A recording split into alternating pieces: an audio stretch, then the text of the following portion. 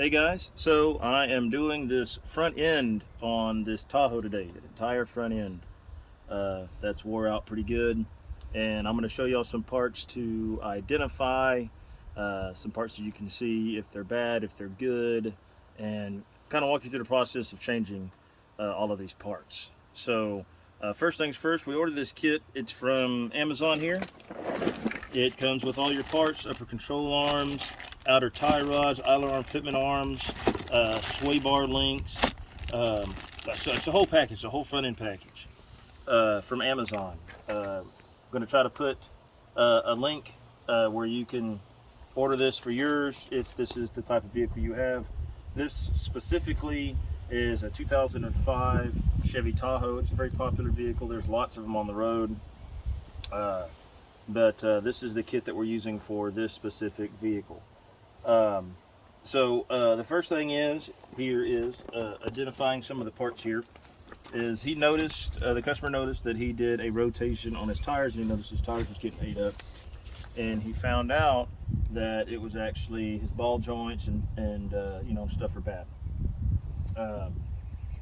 First things first, you wanted to take off your tire, obviously, and then you want to take off this is your caliper right here.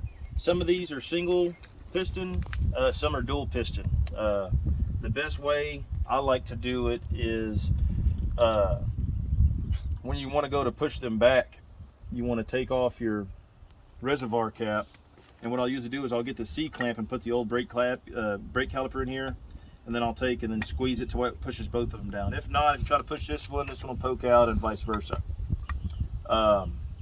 And that's the best way to do that. Now, if you go to press on it, it won't go in. You have some issues somewhere. You could have a collapsed line in here. Something of that sort. Or the caliper itself could be bad, which would also cause excessive wear on this. Your brakes, locking up and whatnot. As you can see, the brakes on this one are still like really, really good, almost new. So they must have recently replaced these. Now, when you are replacing these brakes in these vehicles, I'm going to tell you all this. It is very, very important that in order for your brakes to work right, you see these little slides that they're on. Those slides get grime on them, which will cause, this is what they ride on, which will cause them to, get stuck and, wear out the brake faster, or your rotor. Wire brush, and you just want to clean it just like that. And then you could get you some brake parts cleaner and spray it off to get the rest of the dust off. And you want to do both sides. You can actually take this clip off and mess with it, and you can get the other side of it too. You see it rides right here, and then kind of on this too. And you just want to clean that real good, get all the crap off of it to where it's clean like that, where it's nice and smooth, so this can slide on it really easily. The next thing you want to do, your caliper guide pins. They go in here, and there's supposed to be grease in there. There should be more grease in this than there's actually in this one. I will grease this more before I put it on. But this can also cause abnormal brake wear because there's no grease in here, or the grease is dried up. So they'll actually get stuck in there. And you see the caliper needs to be able to do this when you're braking. So if it's not doing that and it's just staying stuck in one spot, that's going to cause your brakes to wear out. So when you pull these out, if they're like this and they're sort of dry, you want to make sure you put some more grease in there when you push it back in there to keep it sliding well. So I am going to take this off real quick here. This is your rotor. This is your brake rotor, in case you didn't know. Once again, I've said in some other videos before, you don't want any lips. So this one still feels nice, doesn't have any lips. If it has lips there, it's just because the rotor is pretty old. It's getting wore down, and it'll be difficult for you to get your brakes, off, to get your caliper off, because they'll be stuck on the lip right there. So you don't want that. You want it to be nice and smooth. And ones that you have like this, if you want, you can take them to the auto parts and get them turned, and they'll clean them up for you so that the surface will be better, and you won't have any issues there. Now, I did pre-loosen some of these bolts just in the instance of time, So I'm going to take this bracket off real quick, and then we're going to get to the next thing. So on most of these 99 to 07 LS trucks, your bracket here that holds your brake caliper and your brake shoes, excuse me, not shoes, brake pads, shoes are for the rear. Brake pads is normally an 18 millimeter bolt, and they usually have Loctite on them. So once you try to get them off, they're going to be sort of difficult. You can choose whether or not you want, if you put Loctite on them again, that's up to you. But you see it's kind of in the bolt there. You don't have to if you don't want to. Your preference on if that's what you want to do. Now something like this that I'm doing here, if you're a do-it-yourselfer and you don't mind tackling jobs, you know, that are, I wouldn't call this hard. I wouldn't call it easy either. I want to say probably 7 or 8 out of 10. You could do this yourself, even an unexperienced person, just by, you know, watching other videos on the internet, you know, asking other people. Like I said, people like me, I do these how-to videos. You can follow a lot of this for me. I can walk you through a lot of this. It's I mean, it'll probably take you longer than me, obviously, but you know, I've been doing it for years.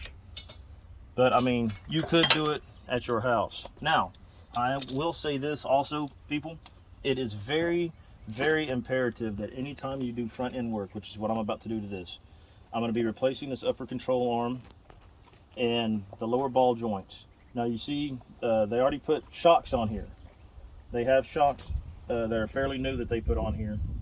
And but this is your upper control arm here, your upper ball joint. These are the bushings. Now look at that bushing. So you can actually visually see with your own vehicle. And look, this goes for cars too, not just SUVs and pickups. Cars have these bushings too. If you see it all cracked and stuff like that, you definitely need to get that replaced.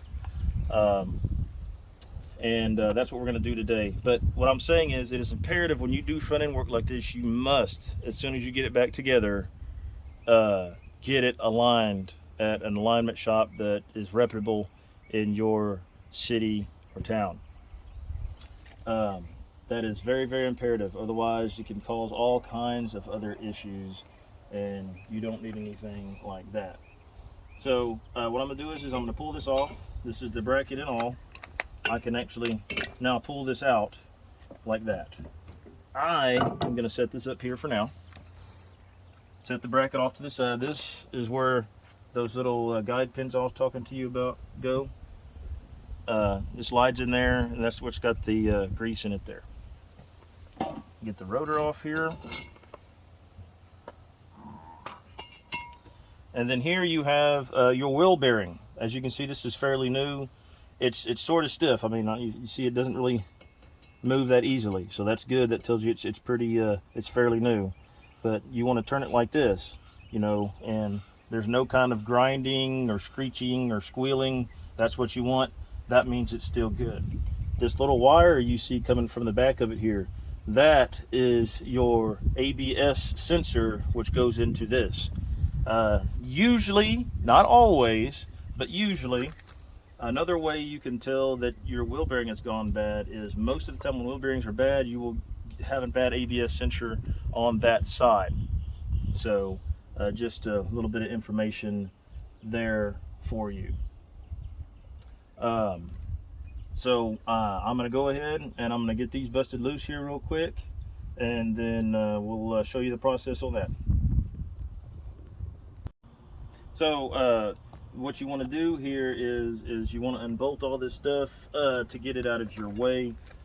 This here on this particular vehicle here, like I said, the 99 to 07, they're just about all the same.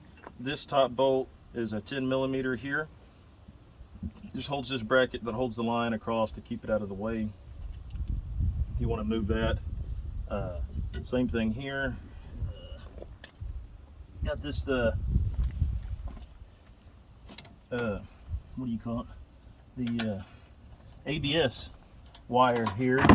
Get it out of the way so it doesn't get damaged. slide it over there like that.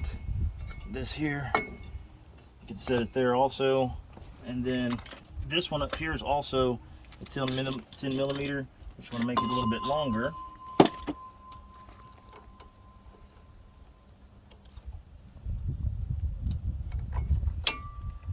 And then just set it over here. I'm setting it on the jack. It's imperative when you set this down, you don't really want to stretch this. So that's why I'm setting it over there on the jack, so that it's not stretching that line out and potentially damaging it. Okay, so the next thing is we want to get the upper control arm off. Or at least that's what I'm going to do. Well, actually, excuse me, I'm going to get the tie rod off first. So this bolt right here, I do believe that is an 18. And it is an 18.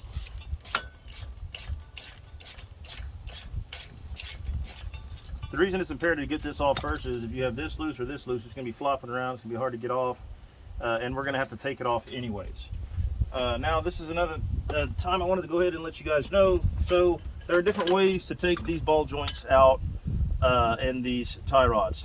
You can use the traditional way, old school way. They've been doing it for years with a fork tool here. You know, you stick it underneath there, and then you get you a hammer and you hammer the bottom of it. And as you wedge it in, it pushes it out and pops it out. You could do that if you want. I don't. I usually just use a good old Hardy hammer.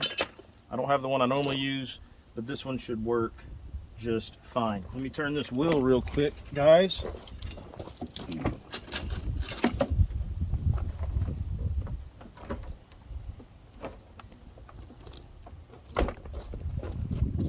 Alright, so normally, get this out of the way so we don't mess it up. You can take and you can hit on the housing right there, and it should usually just like that. And then there you go. Pop that on out of there. So now I want to go ahead and get this upper control arm off because it's okay if this thing flops around now.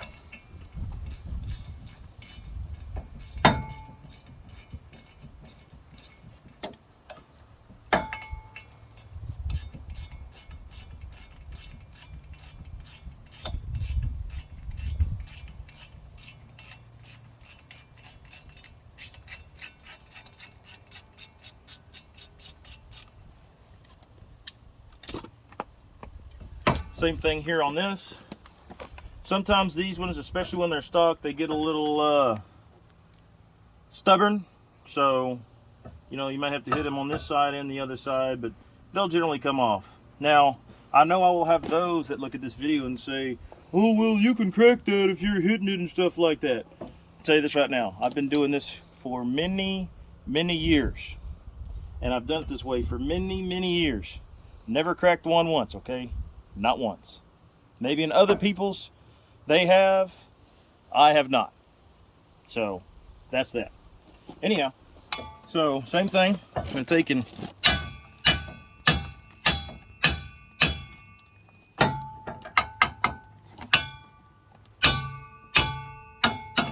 there it is. So it's a nice and off already. This here is your caster camber bolts. And they're generally going to be 21 millimeter. This is how they adjust your, this is part of your alignment when they do your alignment at the whatever shop you choose to take it to. Now you want to make sure and pay attention that you put them back on the proper way. See this, the bolt heads are on this side and the nut is on this side. So you want to make sure you put them back in that proper way.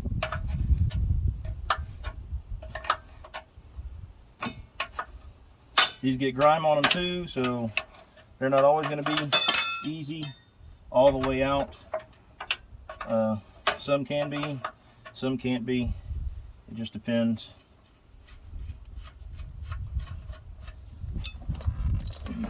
Take a hammer, tap it out, just like that. You want to save that, make sure it's at the same spot it was, which is like that. Pull this off. Now, there you go. Make sure that's down like that. So there's no weight on this. So you don't have to worry about nothing flying at you or anything. I'm going to pull this out. Now, sometimes as you're pulling this out, you know, there's a shock here and there's the bump stop bracket there. You might have to slide this over to get it out of there. That's, you know, that's normal, that's okay. But you want to put this back on the same way it was, just like that. Put your bolt on, and then save it for that side you were putting it on. You're gonna do the same thing over here.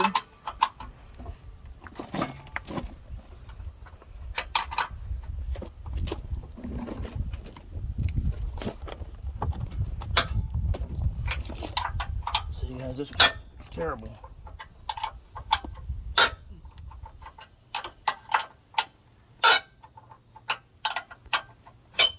It'll loosen up there. There we go. Oh.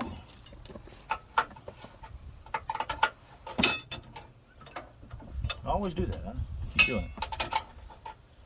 Anyhow, but like I said, I've done this for years, so I'm sure I'll make it look a little bit easier than it is. Like I said, I'm not gonna say this is easy. All right.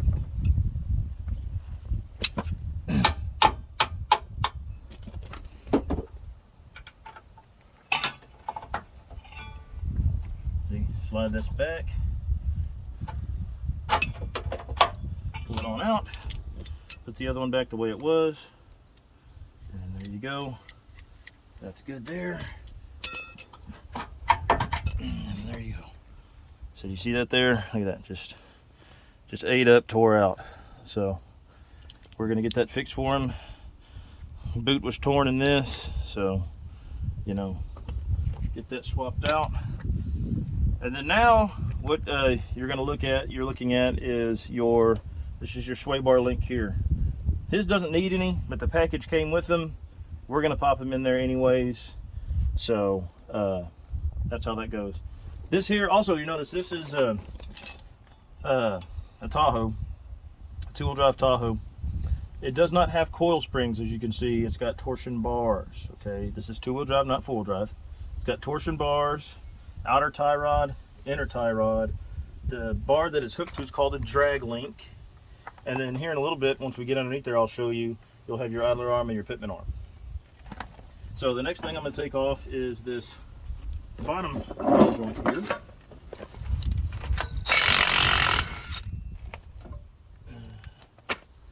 Now these bottom ones are the ones I usually have troubles with because they're a little bit bigger. So these ones fight me a little bit harder.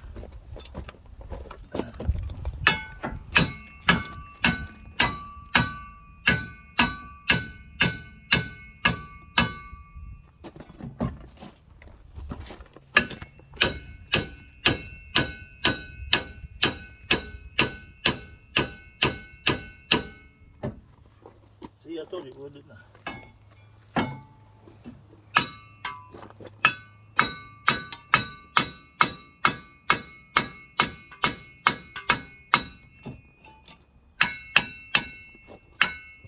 Sometimes you can put the ball joint to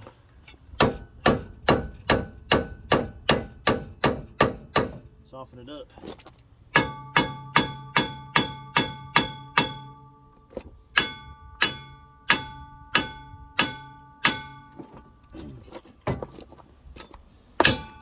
Yeah, I just had to get a little bit larger hammer here, but here we go, we got it. So it's your spindle assembly right there. So your wheel bearing goes on from the back, 3 15mm bolts there. And you take and set that to the side there. And then you have your ball joint here. And it's gonna have all kinds of grime and stuff on it as well. This is all normal.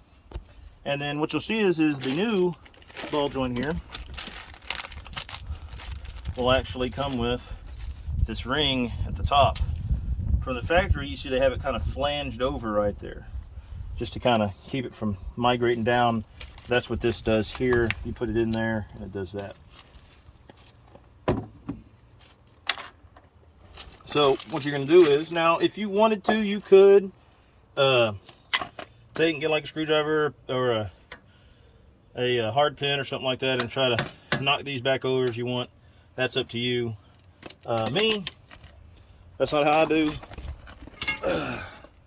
Gonna do brute force for me. So get back here, son.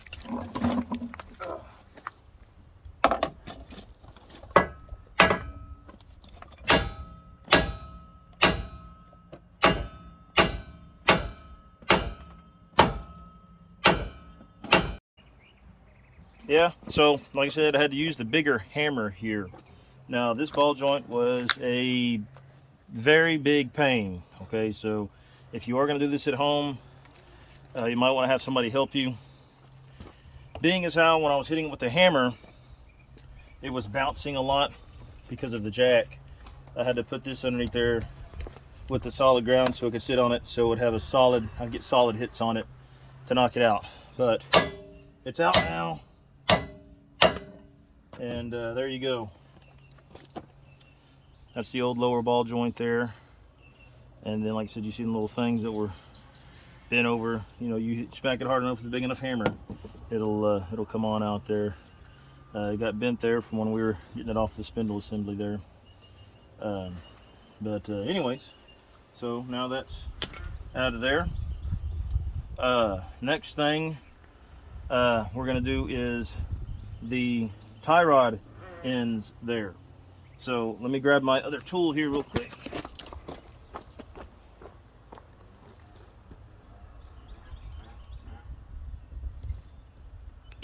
Alright, so what you'll notice is on these tie rods, on these inner ones here, that one here, yep, okay.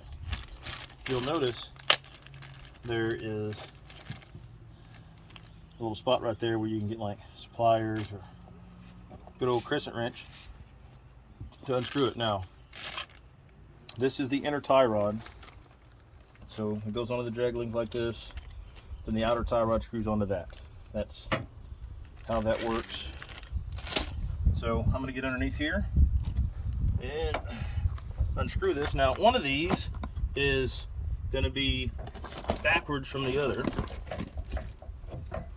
and I'm not sure which one it is. Okay, it's not this one, so that's good.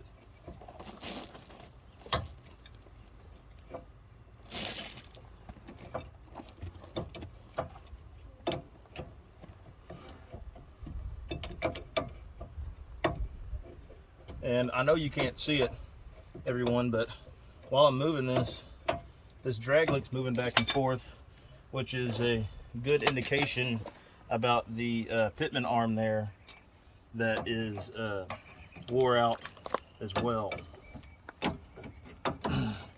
Like I said, you'll be seeing that here in just a little bit. So you just unscrew that like that. And what you're going to do here is, when you go to put the new ones on, I'll show you how to do this here. You're probably wondering to yourself, Devin, how in the world do I get that on there and make sure it's going to be like the same length and stuff? Well, I'm going to show you. So, try to get this straight here. So you see it there? So this nut is a backup nut here. This is what keeps it from moving. You know, once it's on there, you don't want it moving very easily in or out. So I'm going to take and screw it on there. What you do is you want to measure it up to the old one there. So you see the length there, it's a little bit different. So you just want to turn it, and you're not going to get it perfect. Like I said, that's what the alignment shop is for. The shop you take it to get the alignment, they'll be the ones that get it close in the right way for you. So all you can do is eyeball it and get it as close as you feel it needs to be. But just so you know, you're not going to, you're not going to get it perfect. You just want it good enough to where you can drive it to the shop to get it done. What I like to do to measure them up is the two oil holes there. Usually if I can get those dead on the money, I got it. So that's about good right there. So we'll put that little screw up there like that, just to keep it from moving too easily. And there we go.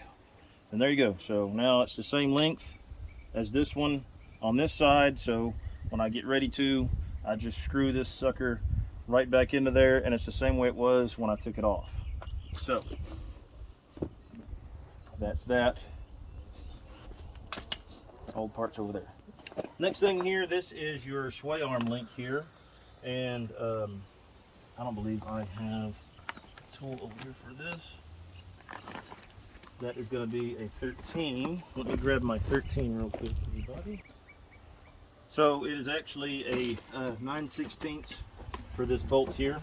So you're going to get some pliers for the top one here. This is actually kind of like the nut, and then you're going to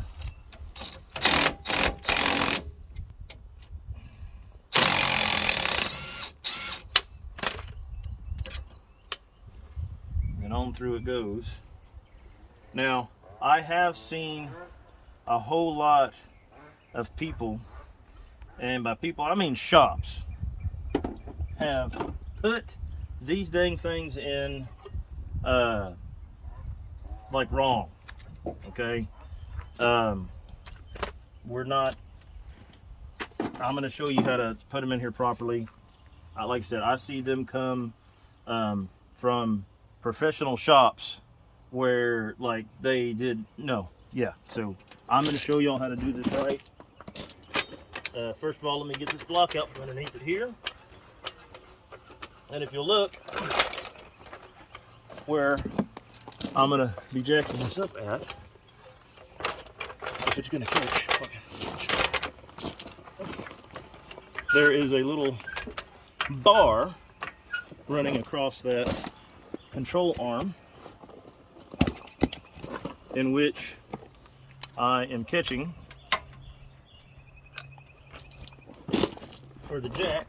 You can see right there, little bar. It's a perfect place to pick it up, in my opinion.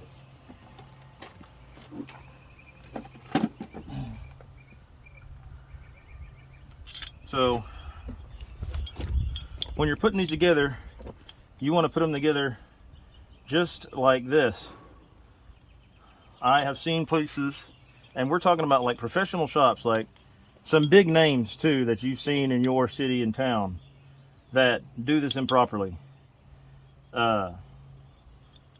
And it's just, it's pretty sickening, honestly. They don't get them too tight, or too tight, or they don't put these in right, or something. These are backwards, and like it's a mess. So I'm going to show you how to do those properly here in just a few. Now, I am going to show y'all the idler arm and the pitman arm, and how to find out if they are in fact no good, or if they are fine. So let me get underneath here and I'll show y'all.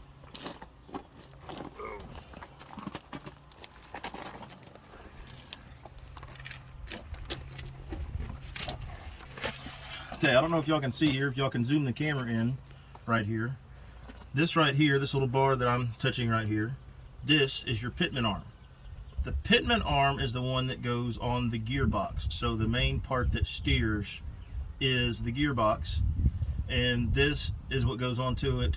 It's called the pitman arm, like I said. Now, you'll notice the difference between the pitman arm and the idler arm is one has grooves in it because it's splined, while the other is smooth and tapered.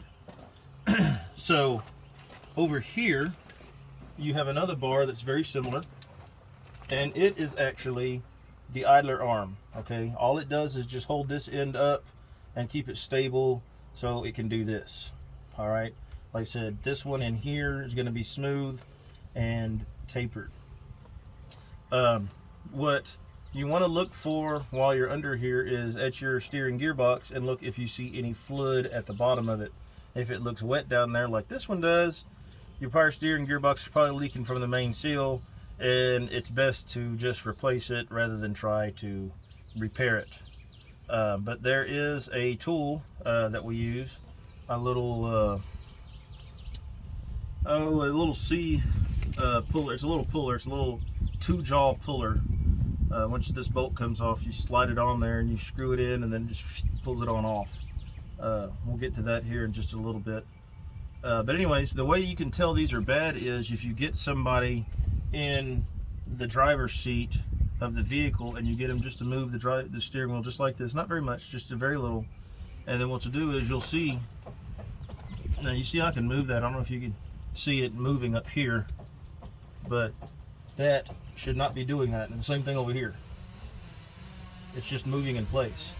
So you're steering down the road and you're having to saw at the steering wheel to keep it straight, probably because these things are wore out. Very, very common. There's not a whole lot you can do to prevent it. Once you get high miles, it's going to happen. You know, obviously you can get longer life out of them if you keep them greased. Also, if you're a person of big tires, big rims, you will be going through a lot of these, and gearboxes too. So just keep that in mind. So yeah, I just wanted to show you all that. Oh, and this bar, once again, that all this attaches to right here is called a drag link. So if you were trying to look up parts or something like that, or identify what parts are what, that's what this is. This is your sway bar right here. Well, it wasn't supposed to be this way, but I ended up having to take out the steering gearbox to get this off. So this one was really, really, really bad. I don't usually come across them this bad. This one was very bad this time. But anyways, hopefully none of y'all would have to go through anything like this. Hopefully you could just get them from the bottom there. But not this one. This one was, ooh. Another thing too, when you go to put your pitman arm on, like I said, the pitman arm is the one that's splined here. So there's actually 4 different directions in which this can go.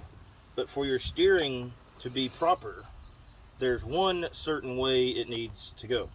So what you want to do is whichever way it faces, so that it's either going to go this way or this way or this way or that way. So whichever way it's pointing, you want to put a little mark on there so you know, okay, when I put it on, it needs to face this direction.